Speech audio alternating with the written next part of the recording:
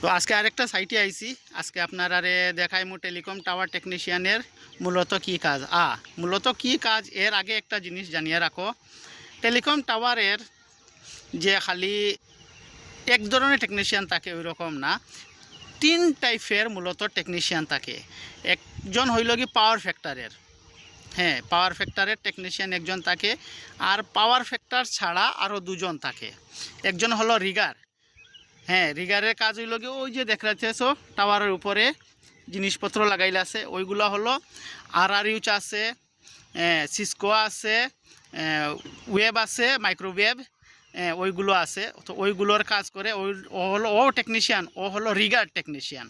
আরেকজন আছে যেমন ধরো জিও বা এয়ারটেল অপারেটর আছে, অ্যাকচুয়ালি মানে জিও এয়ারটেল ওরা হলো অপারেটর।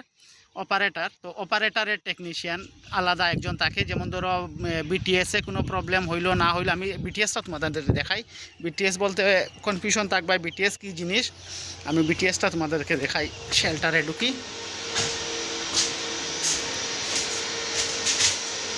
এইটা হলো বিটিএস, মানে এইটা তাকে নেট দেয়।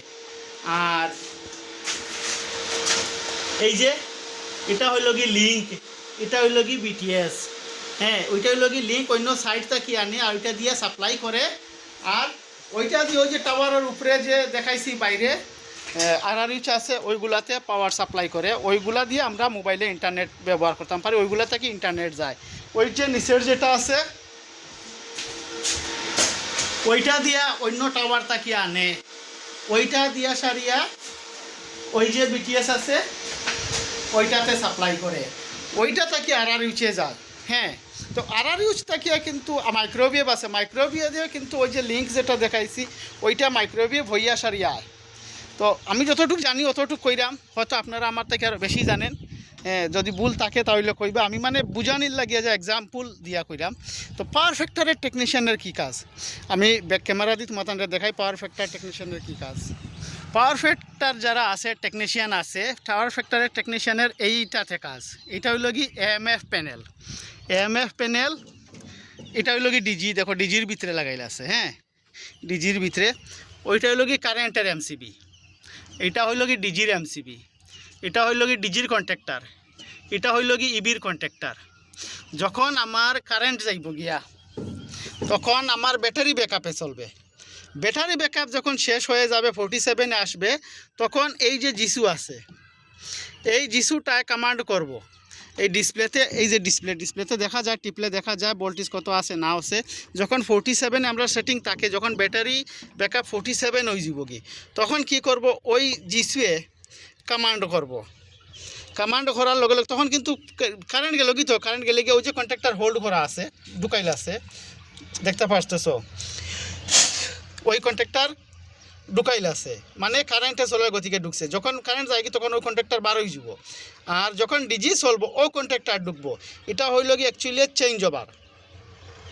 তো ওইগুলা যে খারাপ হয়, যখন মনে করো কন্ট্যাক্টর খারাপ হয়ে গেছে, MCB খারাপ হয়ে গেছে, রিলে কার্ডে কমান্ড করতেছে না, রিলে কার্ড খারাপ হয়ে গেছে, ওই যে ওইগুলাতে 48 ভোল্টেজ দেওয়া আছে, ওই যে কইছি না ব্যাটারি ব্যাকআপ 54 ব্যাটারি ব্যাকআপ থাকে, 54 ভোল্টেজ থাকে, কিন্তু কোনো সময় যে 48 লেখা আছে, যখন 48 আমরা যাইব গিয়া আমরা সেটিং আছে 48 যখন আই যাব বিটিএসে তখন কমান্ড করব ওইটায় কমান্ড করব ডিজি ক্র্যাঙ্কিং রে মানে সেলফ করার লাগিয়া।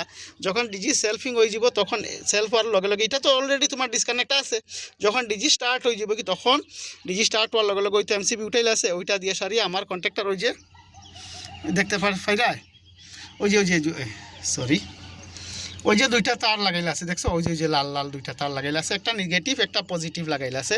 ওইটা কন্ট্যাক্ট যখন ডিজি স্টার্ট হয়ে যাব তখন কন্ট্যাক্টর হোল্ড হয়ে যাব, ওই কন্ট্যাক্টরটা ঢুকি যাব, ঢুকার লগে লগে তখন আবার আমার ব্যাটারি চার্জ হওয়া শুরু হয়ে যাব।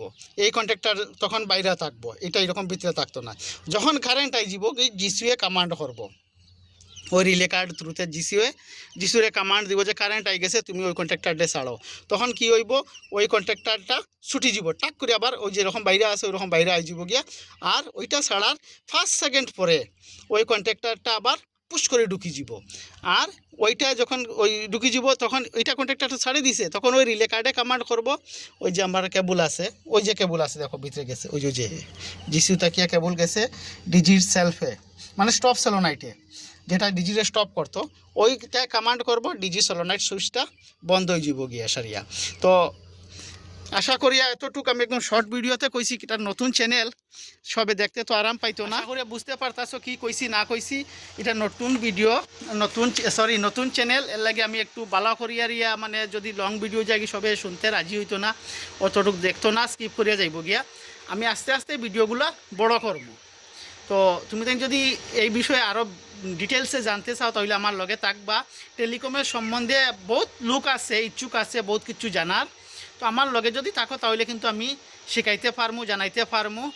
আর এমনি নিউজে ফিউজে দেখা আর দেখো একজন টেকনিশিয়ানের কাছ থেকে জানা শোনা আর নিউজ চ্যানেলের জানা শোনার মধ্যে অনেক তরফাত আছে পার্থক্য আছে তো আমরা যেগুলো যতটুকু জানবো নিউজ চ্যানেল অতটুকু জানতো না আমরা বললাম কি ফিল্ডে কাজ করি অ্যাজ এ টেকনিশিয়ান আমি একজন টেলিকম টাওয়ার টেকনিশিয়ান আমি পাওয়ার ফ্যাক্টর টেকনিশিয়ান হ্যাঁ ওই হিসাবে আমি যতটুকু আপনাদেরকে জানাইতাম পারবো আমার মনে হয় না অন্যকে অতটুকু জানাইতে পারবো করি তো জয় হিন্দ জয় ভারত ভিডিওটা এখানে শেষ করলাম আশা করি আমার ভিডিওটা ভালো লাগলে সাবস্ক্রাইব করবা চ্যানেলটা আর শেয়ার করিয়া অন্যরে জানাইবার চেষ্টা করবা যদি আমার কোনো ভুল থাকে কোনো টেকনিশিয়ান ভাইয়া আমার ভিডিওটা দেখতে থাকো তাহলে কোনো ভুল ত্রুটি থাকলে আমারে কমেন্টের মধ্যে জানাইবা thank you for watching this video